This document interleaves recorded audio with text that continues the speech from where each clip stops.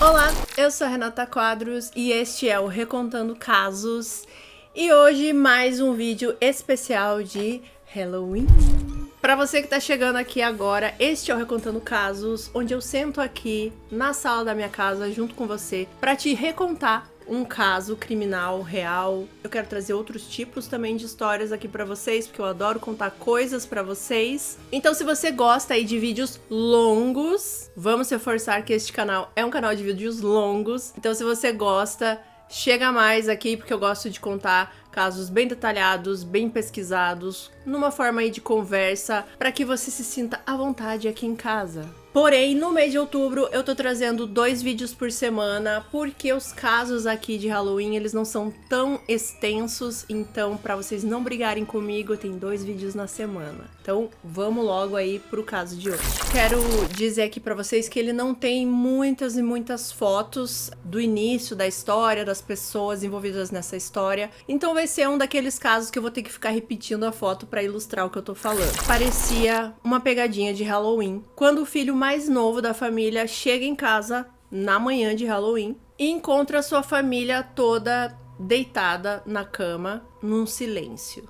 Mas tudo se tornou real quando ele se aproximou da mãe dele e percebeu o sangue que tinha ao lado da cabeça dela. O caso de hoje se passa em Ohio, na casa da família Lisk. Nela vivia William Billy Lisk e sua esposa Susan Lisk, junto com seus 3 filhos. 2 deles, Devin e Derek, eram filhos do primeiro casamento de Susan, e o terceiro filho era William Lisk Jr., que era filho do casamento anterior do Billy. O William Jr. era carinhosamente chamado de BJ, então para ficar mais fácil aqui eu vou sempre falar BJ e o pai vai ser sempre Billy. O BJ, ele não morava ali com a família na época aqui dos fatos, por causa de alguns acontecimentos e circunstâncias que eu já vou explicar aqui para vocês. Então essa família Lisk, ela tinha uma vida comum, assim, normal. Eles eram camponeses, eles eram bastante religiosos, então as crianças cresceram indo à igreja aos domingos, e não só indo à igreja, eles participavam também do coral da igreja.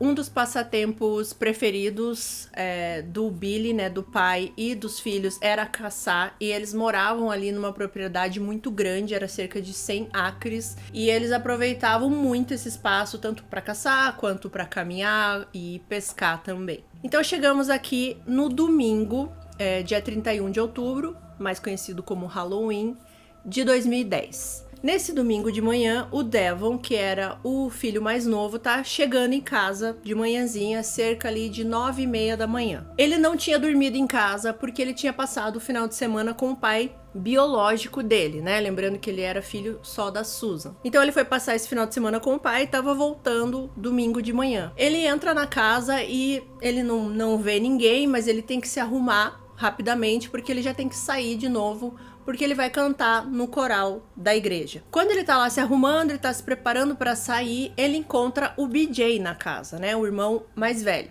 que era filho do Billy. Eles conversam ali rapidamente e o Devon, ele percebeu que o BJ tava estranho, no sentido que o BJ, ele sempre foi mais fechado, mais sombrio, foi descrito assim. Ele sempre tava num mundo mais só dele, ele não interagia com ninguém, e naquele dia ele tava mais espirituoso, ele tava mais receptivo, e ele fez umas perguntas pro Devon, tipo, que horas ele ia voltar, ou quanto tempo que ele ia ficar na igreja, onde ele tava indo, essas perguntas normais. O Devon, ele achou estranho esse comportamento, como eu falei, porque ele tava muito comunicativo nesse dia, e o irmão não era assim, né, o meio-irmão no caso, mas ele precisava sair logo, ele não pensou muito sobre isso, e ele saiu pra ir pra igreja.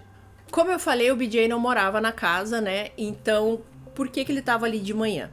O pai e eles tinham ido caçar no dia anterior e eles voltaram à noite muito cansados, né? Eles resolveram que seria mais apropriado o BJ dormir ali pra depois, no dia seguinte, acordar e ir embora pra casa dele com mais tranquilidade, assim, né? Pra não sair dirigindo muito tarde e cansado.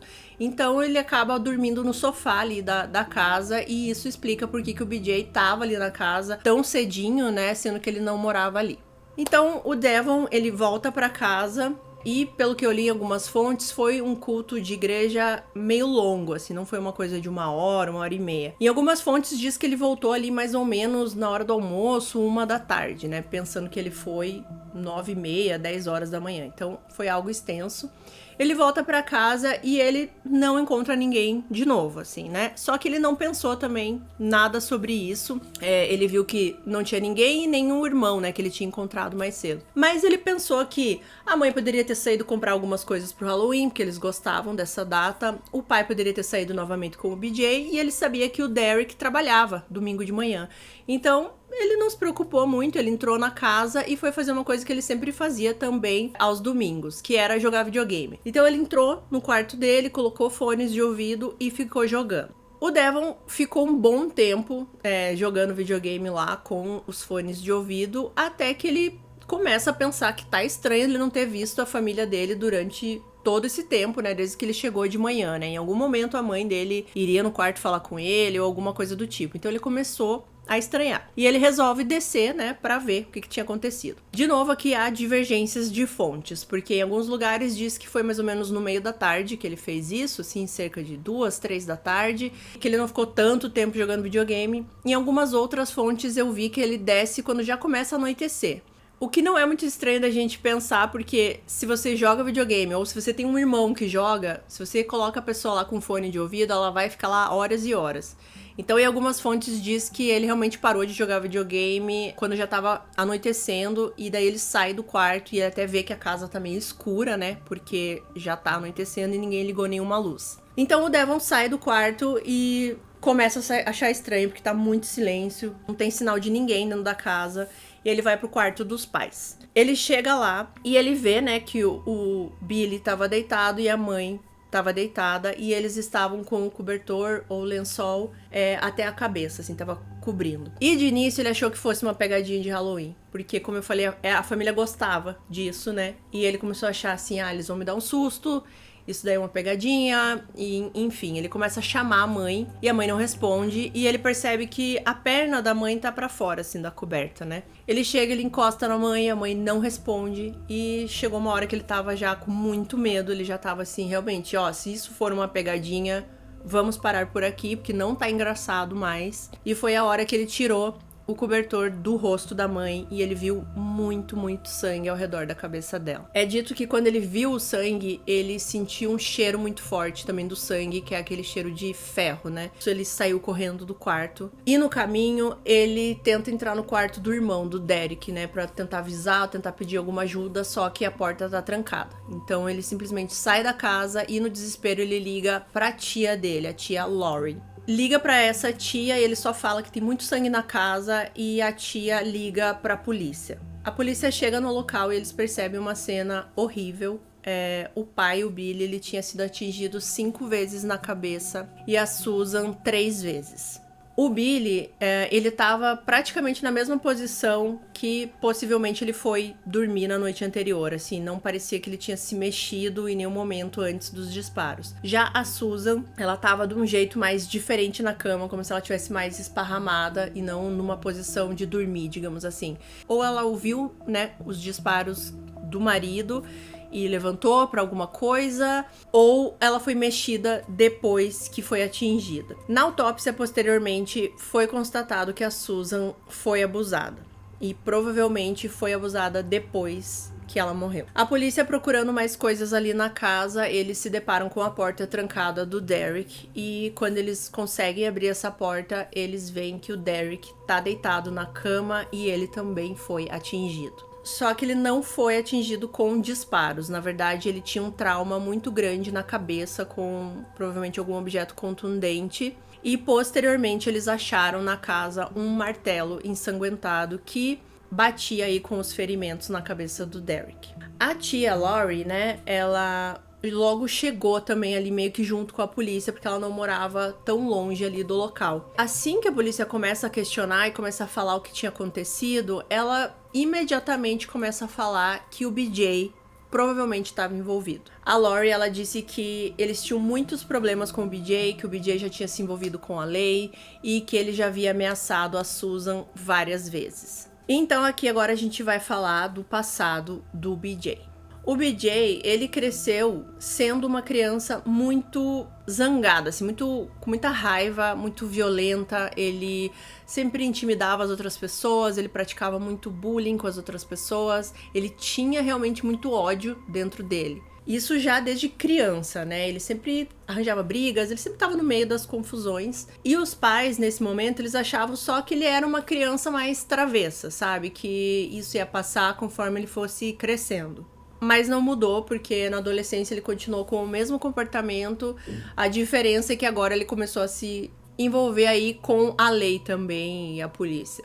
O Billy e a Susan, eles se conheceram quando o BJ tinha 15 anos. Os dois, eles acabaram se conhecendo na mesma empresa, eles trabalhavam ali no mesmo local. Foi rápido, assim, eles se conectaram, eles começaram a namorar e logo em seguida eles já estavam se casando e morando junto. E embora o Billy, né, e a Susan estivessem muito felizes com tudo isso, com o casamento, uma vida nova, isso enfureceu mais ainda o BJ. Ele tinha um certo desdém pela madrasta, assim, ele não gostava dela, ele odiava que ela tivesse ali na intimidade dele, né, na casa, junto com ele, e ele odiava que ela tinha regras, né, ele não queria obedecer as regras dela. No ano seguinte aí que eles se casaram, nem demorou muito, as coisas começaram a ficar mais sérias, porque o Billy teve que chamar a polícia pro filho dele, porque o filho tava ameaçando se machucar. Então o pai ficou muito desesperado e chamou a polícia. E isso foi o marco ali do início da decadência ali da saúde mental do BJ. E a partir daí ele começou a ter sérios problemas de comportamento e de saúde também. A raiva dele começou a ficar maior, mais agressiva, mais violenta. E em 2004, quando o BJ tinha 17 anos, ele agrediu fisicamente a madrasta dele. Parece que ele deu um soco, assim, muito forte no peito dela. E isso resultou no BJ sendo acusado por agressão criminosa. O BJ, ele não gostava da sua madrasta, isso não era segredo pra ninguém. E ela estava começando a ficar com muito medo dele também, e das explosões violentas que ele tinha, a falta de respeito. Tudo isso começou a preocupar a Susan muito. Apenas 2 meses depois desse incidente aqui, o BJ entrou em outra discussão com a Susan, e ele pegou uma caneca de café e bateu na cabeça dela, assim, ferindo gravemente o olho dela. E depois disso ainda saiu com o carro da Susan, assim, ele roubou o carro da Susan. A Susan prestou queixa do BJ, mas não adiantou muito, porque nessa época aqui ele foi considerado impróprio para julgamento devido às capacidades mentais dele. Ele foi diagnosticado com um transtorno esquizoafetivo e isso resultou no BJ saindo de casa, né? Ele foi colocado numa casa para pessoas com problemas mentais, problemas de saúde mental. Então, nesse momento, o BJ ele tava recebendo o tratamento aí que ele precisava nessa casa, mas isso não era nem de longe uma fase calma da vida dele, porque mesmo nessa casa ele se envolveu com a lei 3 vezes, ele continuava com essas brigas, e inclusive uma dessas 3 vezes foi uma briga muito séria que ele teve com o pai. Ele fica um tempo nessa casa e depois ele volta pra casa dele realmente, né? Só que, obviamente, as coisas não melhoraram. Nesse momento aqui ele tinha 18 anos e num dia ele resolve entrar no banheiro enquanto a Susan tava tomando banho e tentou atacar ela. O banheiro, gente, é um local que a gente tá sempre muito vulnerável, né? E ainda mais se você assistiu Psicose. Se você assistiu Psicose, você sempre tem medo de ser atacado no banheiro. Eu tenho pavor. Então eu fico imaginando o quanto foi terrível pra Susan presenciar isso com o enteado, né? Com o filho do marido dela. A partir desse evento, o medo da Susan aumentou muito, assim. Ela ficou realmente traumatizada com a presença do BJ. E por causa desse evento também, compreensivelmente, o Billy entrou num estado de raiva muito grande aí com o filho. Como ele já tinha 18 anos, né, o Billy simplesmente chutou ele pra fora de casa e agora ele não era menor, então ele tinha que se virar sozinho. Foi nessa época aqui que o BJ começou a crescer um pouco mais afastado da família, mas mesmo assim ele vinha em algumas ocasiões visitar. Quando ele vinha também sempre aconteciam discussões, sempre aconteciam brigas, e nesse ponto aqui os meio-irmãos, né, que eram filhos da Susan, eles já nem ficavam na casa quando o BJ ia lá, né, tudo pra evitar esse climão que ficava ali na família. E não era algo velado, assim, era tudo bem explícito, né? A madrasta, os filhos dela, né, eles não gostavam de ficar perto do BJ, e o BJ sabia disso. E a dinâmica da família continuava desse jeito, assim, né? Algumas visitas e tudo mais, ele continuava ali tentando fazer esse tratamento pro transtorno esquizoafetivo dele, com terapias, mas era um tratamento intermitente, ele não ia em todas as sessões que ele precisava ir, até que chegou um momento que o terapeuta dele considerou o BJ um perigo para os outros e para ele mesmo. Então, o BJ foi hospitalizado em 2007, né, devido a esse diagnóstico aí do terapeuta. Ele foi para esse hospital para receber um tratamento mais adequado, né, pro transtorno dele. O curioso aqui é que por mais que tivesse toda essa turbulência aí de relação entre pai e filho, a madrasta e tudo mais, o pai, o Billy, ele nunca desistia do filho, assim, ele nunca desistiu do BJ. Na verdade, ele decidiu que ele iria tirar o filho desse hospital, ele não queria que o filho ficasse lá recebendo esse tratamento e tudo mais, e ele pediu, mesmo o filho já tendo mais de 18, né, ele pediu a tutela do filho, dizendo que ele iria prover aí pela saúde mental do filho, que continuasse os tratamentos, os medicamentos. E é dito que o BJ, ele tomava, né, esses medicamentos pro transtorno dele e ele ficava bem, ele ficava tranquilo. Só que daí ele achava que já estava curado, de certa forma. Ele achava assim, não, agora eu já tô bem. E ele parava de tomar os remédios. Isso acontece muito, eu já vi em alguns casos isso. Que a pessoa para de tomar o remédio porque ela acha que já tá boa. E ao mesmo tempo aqui no caso do BJ, além de ele parar com a medicação, ele fumava maconha, ele bebia álcool, então tudo piorava. Então, tão logo isso aconteceu, né, do pai ficar com a tutela do filho, ele colocou o filho numa casa de recuperação, né? Porque é uma coisa mais light, digamos assim. Ele poderia estar lá sendo supervisionado e recebendo os medicamentos e tal, mas não tá num hospital trancafiado lá, né? E a dinâmica da família continuou nessa coisa meio turbulenta, porque ele visitava o pai às vezes, mas digamos assim que a família ali, a Susan e os filhos dela, eles aguentavam isso porque eles sabiam que pro pai, pro Billy, era melhor que o Billy sentisse que o filho não estava internado, sabe? Então assim, era meio que eles faziam isso por causa do Billy, né, de aceitar essa situação. Era uma situação totalmente desconfortável. O BJ fazia as pessoas ao redor ali ficarem extremamente desconfortáveis. Nessa época aqui, alguns vizinhos da família, eles reclamavam que alguns dos seus bichos de estimação estavam aparecendo mortos, envenenados ou simplesmente sumiam. E eles acreditavam que o BJ tinha alguma coisa a ver com isso. E isso alarmou muito, né, as pessoas ali que estavam envolvidas, porque isso é um dos primeiros indícios, digamos assim, né, que uma pessoa vá cometer algum crime maior futuramente, né, você matar e fazer alguma coisa aí com pets, né, bichos de estimação e animais pequenos. O Billy, ele se esforçava para que a Susan e os filhos não se encontrassem com o BJ, né? Então ele tirava alguns dias do trabalho de folga e ele saía com o filho da casa, né? Em vez do filho ir para casa, ele pegava o BJ para fazer outra coisa e normalmente era para ir numa casa que eles tinham de caça, que ficava alguns quilômetros dali, poucas horas de distância. Eles iam para essa casa, ficavam lá para caçar, enfim, né, passar alguns dias os dois juntos.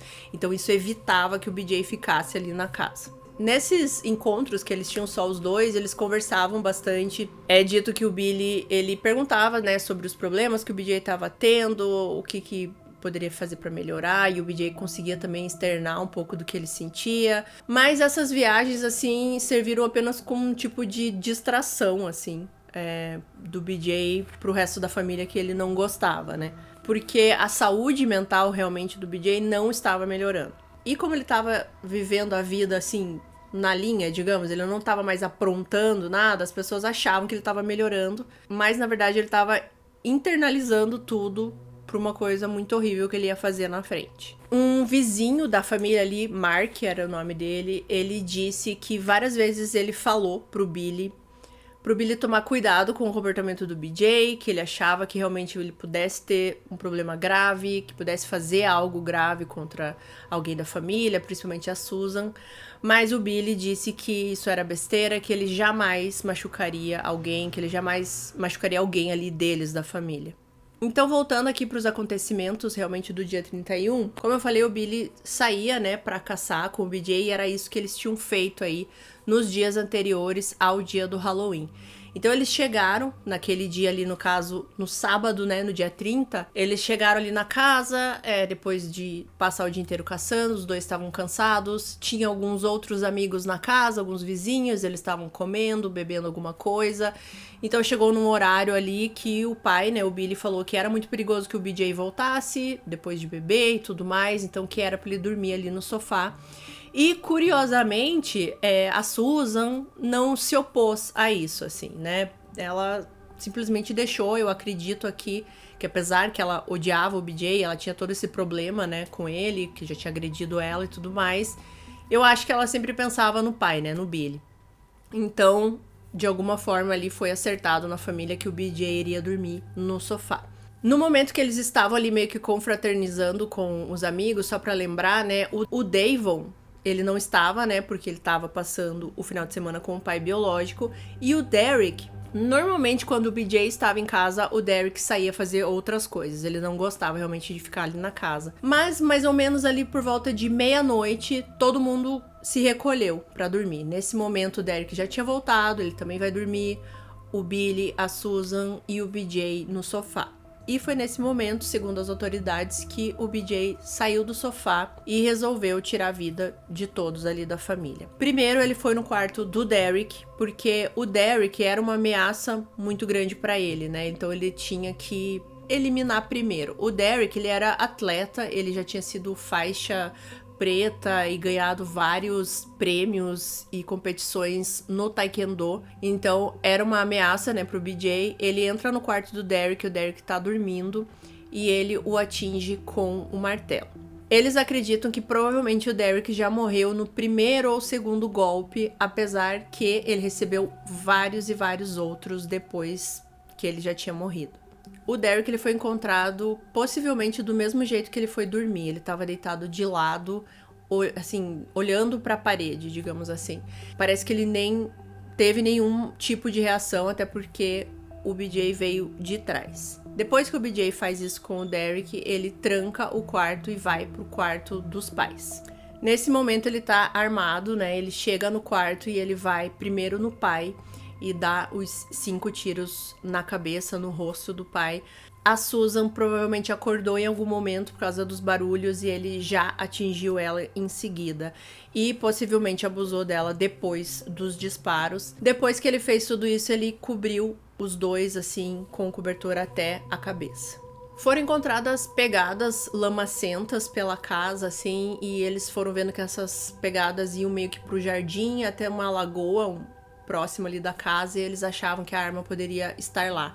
Mas esse lago foi drenado e não encontraram nada. Vizinhos que, quando souberam ali o que tinha acontecido, eles relataram que ouviram tiros cerca de 6h30 da manhã, mais ou menos. O que não chamou atenção, porque como é uma área rural, é uma área que as pessoas caçam, então eles não pensaram que pudesse estar acontecendo um crime na casa próxima deles. Então eles lembravam desses barulhos. As investigações ali da polícia, eles relataram que provavelmente quando o Devon voltou ali para casa, né, o BJ tinha acabado de cometer esses crimes todos ali, né? Na verdade, foram momentos depois. O que indicava também, de certa forma, que se os vizinhos tinham escutado o tiro às 6h30 e o Devon chegou ali às 9h30 e o BJ ainda estava na casa, né?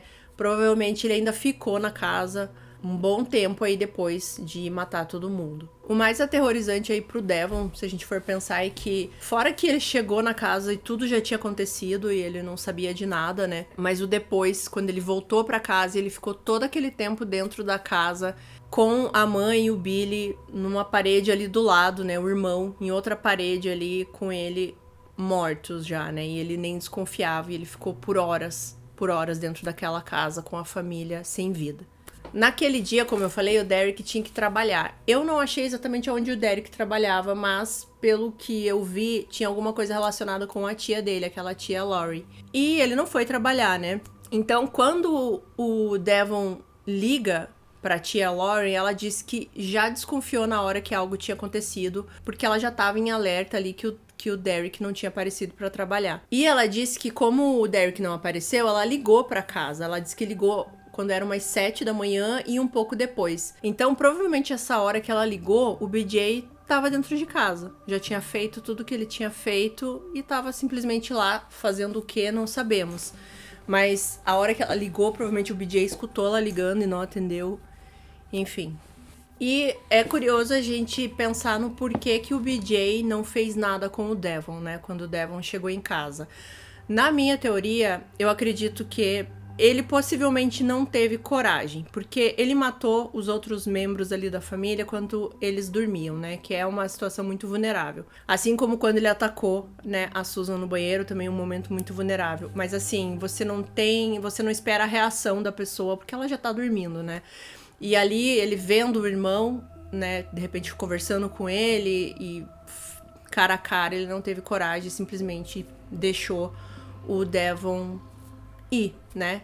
Bom, nesse ponto aqui, né, todos os eventos aqui muito traumatizantes pra Lori, né, que é a tia, e pro Devon, que agora tava sozinho, mas eles tinham algo muito importante ali pra lidar, que era saber aonde o BJ estava. Nesse momento aqui, a Lori, ela conta pros policiais que a família tinha uma caminhonete F-150 na garagem e ela não estava ali. Então, provavelmente, o BJ tinha pego esse carro pra fugir. Obviamente, aqui, né, eu nem preciso, acho que, explicar, mas o BJ era o principal suspeito, até porque ele tava na casa ali quando o Devon chegou, todos os problemas familiares, as ameaças, né, enfim, ele era o único suspeito. E não demorou muito pra polícia encontrar, porque o BJ, ele simplesmente voltou para aquela casa de caça que eu falei para vocês, que ele tava ali com o pai há cerca de 24 horas antes, né? Ele voltou para aquele mesmo local. No caminho para essa casa, inclusive, o BJ, ele parou num Subway e comprou um sanduíche. E ele tava ainda com a camiseta ensanguentada quando ele comprou esse sanduíche. E ele foi para essa casa na cabana. Inclusive, quando a polícia chega, ele tá lá, parado, meio que na varanda da casa, com ainda a camiseta ensanguentada, e ele não tinha comido o sanduíche, ele simplesmente deixou do lado o sanduíche. William foi inicialmente acusado por apenas uma acusação de assassinato, e isso foi para que o condado ali pudesse segurar ele, e depois as outras acusações foram adicionadas. Tem relatos que quando ele foi preso, ele foi colocado numa roupa que é uma roupa que é para prevenir o suicídio. Eu vou colocar a foto dessa roupa aqui. Eu nunca tinha visto essa roupa, assim, porque eu conhecia aquelas camisas de força, né? Mas diz que foi esse tipo de roupa. E quando ele tava ali, os policiais estavam tentando colocar esse tipo de roupa nele, ele foi muito violento, ele agrediu vários policiais nesse momento. Foi só na hora que o policial ameaçou realmente que ele iria levar choque, com aquelas armas de choque, que ele se acalmou. Em novembro de 2010 foi quando aconteceu o julgamento, e o BJ ele foi acusado não de 3, mas de 6 acusações de assassinato agravado. Na verdade, foram 3 acusações de assassinato que eles colocaram lá como premeditado, né? Como se ele tivesse premeditado matar as 3 pessoas, e as outras 3 seria o latrocínio, eu acho que traduzindo aqui. Seria que ele matou essas 3 pessoas num roubo, porque ele roubou o carro da família, né? Então, eles conseguiram colocar aí essas 6 acusações no BJ. De início, ele sempre falava que ele era inocente de todas as acusações. O BJ, ele foi detido no condado de Ottawa e foi fixada uma fiança de 3 milhões de dólares até que um segundo julgamento pudesse ser realizado e com o estado de Ohio aceitando a pena capital. Como a pena de morte era uma possibilidade muito real para o BJ, né? Ele, sem surpreender ninguém, mudou sua confissão para culpado, aceitando sua culpa a 3 acusações de homicídio, em troca de que a pena de morte fosse removida. William acabou sendo considerado culpado e condenado a 3 penas de prisão perpétua em prisão sem possibilidade de liberdade condicional. Na audiência, o BJ não demonstrava muita emoção, mas ele fez declarações assim de remorso, de arrependimento. Ele pediu desculpas para a família, ele até escreveu uma carta bem extensa para um primo dele. Ele escreveu que queria que essa coisa terrível nunca tivesse acontecido e que esperava que todos os outros eventualmente encontrassem a paz e a felicidade através da graça de Deus. Ele disse, abre aspas, tente me perdoar. Diga a todos que eu disse oi e que eu os amo e sinto muito. Fecha aspas. É dito também que ele mudou a fala dele ali de inocente para culpado, porque ele conversou com a mãe, né, a mãe biológica, e a mãe, ela tava muito devastada com o que ele tinha feito e diz que ela perguntava para ele, assim, pra ele assumir, né, você fez isso, você fez, e ele simplesmente confessou para ela que tinha feito, e a partir daí que ele mudou o discurso para culpado. E eu acho que essa versão pode ser um pouco mais verdadeira devido a um fato que eu já vou falar pra vocês aqui. O BJ, ele também colocou uma parcela de culpa no que ele fez aí no diabo. Ele disse que era uma voz que falava pra ele fazer, que era aí o Satanás que estava levando a vida dele pra esse lado. Ele falou da doença mental, ele falou que tudo isso levou a vida dele pra esse lado obscuro. Ele disse, abre aspas, eu não posso explicar por que aconteceu. Apenas minha eterna luta com a doença mental causada pelo diabo. Eu quero dizer que eu estou extremamente arrependido e é tudo minha culpa. Por que eu falei ali da mãe, que eu achava que eu acreditava mais que ele mudou, né, pra culpado por causa da mãe? Em 2015, quando o BJ tinha 29 anos, ele foi encontrado na cela dele sem vida, né? Ele tirou a própria vida. Então, eu não sei se ele tinha realmente um medo de pena de morte, entendeu? Eu acho que realmente ele ficou comovido com a mãe, assim, do tipo, eu vou falar a verdade por causa da minha mãe. Então, não sei, pode ser também que não tenha nada a ver, né? Mas ele foi preso ali em 2010, 2011, 5 anos depois, em 2015, ele tirou a própria vida.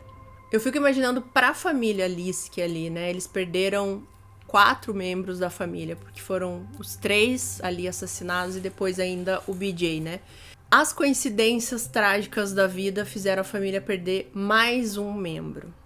Quando aí a família tava toda lidando com todo esse caso, né, trágico, a irmã do Billy, o nome dela era Sue Dunn Meyer, ela morreu no incêndio que teve na garagem dela. E ela morreu, gente, no dia seguinte dos assassinatos ali da família Lisk. Ou seja, eu fico pensando na mãe do Billy, né? A mãe do Billy, ela acaba de descobrir que o neto assassinou a família inteira, inclusive o filho dela, né, o Billy. E no dia seguinte ainda tem que lidar com a morte da outra filha num incêndio na garagem dela. Aparentemente esse incêndio foi alguma coisa ali relacionada com o aquecimento do lugar. Fazia muito frio onde essa irmã dele morava. Então algo ali deu errado nesse aquecimento. E ela acabou morrendo na garagem. Essa história é muito triste porque, obviamente, o BJ, ele tinha aí um problema mental sério, né? Uma doença.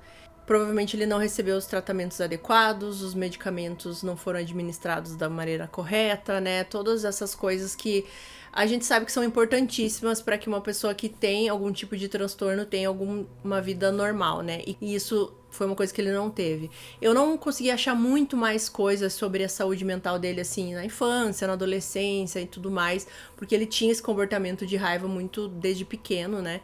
Eu acho um caso extremamente triste e também porque o pai, né? O pai nunca desistiu do filho, ele nunca abandonou, ele sempre acreditava que o filho fosse melhorar, né? Então ele tinha realmente um amor muito grande por esse filho, mesmo sendo tão difícil de conviver, né? Com ele e com a doença que ele tinha. Eu sinto por todos os envolvidos, assim, mas o Devon realmente passou por algo terrível de saber que ele chegou em casa, a família já estava morta, ele não percebeu nada. E também que ele esteve tão próximo e conversou com o assassino, né, da família. Ele voltar depois de ficar todo aquele tempo dentro da casa com a família, já sem vida lá dentro, e ele sem ter nenhuma ideia disso, deve ser aterrorizante, deve ser algo assim, um trauma muito difícil de curar. E ele ficou sozinho, né? Porque ele morava com a mãe, o irmão, e ele gostava muito do padrasto, e ele perdeu todo mundo, né? Então, pra mim, é um caso muito triste, muito difícil de comentar, porque eu nunca tive experiência de me relacionar com alguém com problemas mentais, então eu acho que eu não consigo dar nenhum tipo de opinião aqui. E só lamentar realmente pela família Lisk, que perdeu tantos membros assim tão rapidamente de formas tão trágicas. E é isso pro caso de hoje, gente. O vídeo foi mais curtinho, mas eu acho que essa história tinha que ser falada aqui, né? Até porque tem a ver aí com o nosso tema. Muito obrigado de novo por você estar aqui comigo até o final. Muito obrigado por todos os comentários, os inscritos que chegam aqui todos os dias, sejam bem-vindos. E eu vou deixar mais casos aqui do nosso especial de Halloween. E eu espero vocês em algum desses vídeos aqui. Tchau!